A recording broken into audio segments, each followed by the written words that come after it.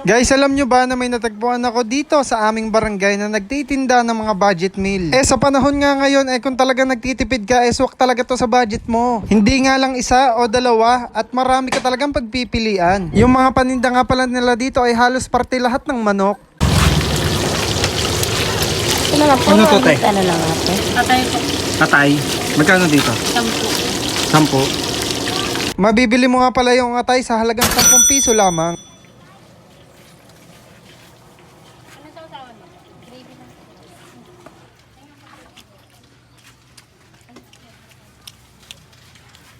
Kaya sarap ah. Ito, ano to, te? Chicken fillet po. Chicken fillet. Magkano yung ganito? 10. Chicken fillet guys, 10 piso lang. Ano to? Pure laman, te? Opo. Akala ko nga nung una sa mga fast food mo lang mabibili yung mga ganito na chicken fillet. Kahit na nga rin pala sa mga street food ay meron na. Ito yung chicken fillet. Tapos may gravy sila. Meron din na masuka.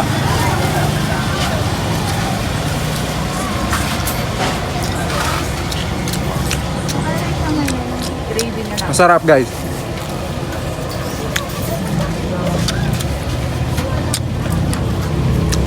Hindi siya puro harina. May laman talaga siya.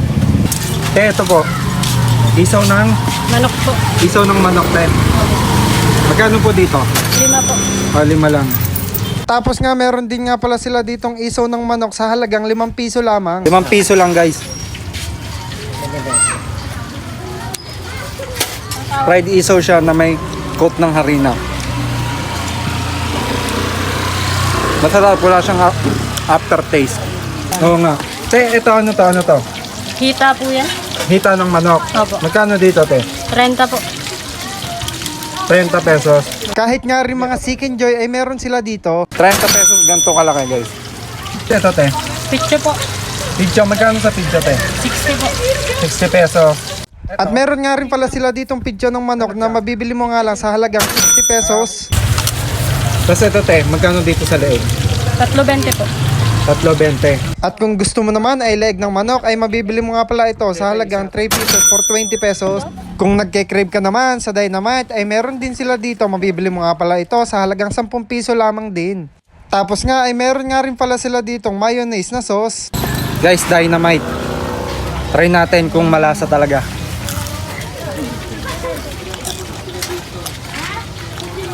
Hindi siya ganong kaanghang.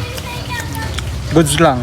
At kung may Dynamite nga ay syempre meron ding Shanghai, mabibili mo nga lang pala ito sa halagang 5 piso, isang piraso. At eto nga ang pinakamura sa lahat, etong chicken dos na tinatawag. Anong part ng manok yan, te? Leg po yan. Sa halagang 2 pesos nga lang ay napakamura na talaga nito. At kahit na napakarami mong kunin ay swak na swak lang talaga sa budget mo. Bali nga kung gusto nyo pumunta ay matatagpuan nyo lang dito sa may Barangay Platero, Cataran Street at pwede nga pala kayo dumaan sa may Honoria. At makikita nyo nga rin pala yung dating Reyes. At kahit nga sa kabila kayo dumaan ay halos paikot lang din to. Kung pupunta nga kayo dito ay nag-o-open sila ng hapon hanggang gabi.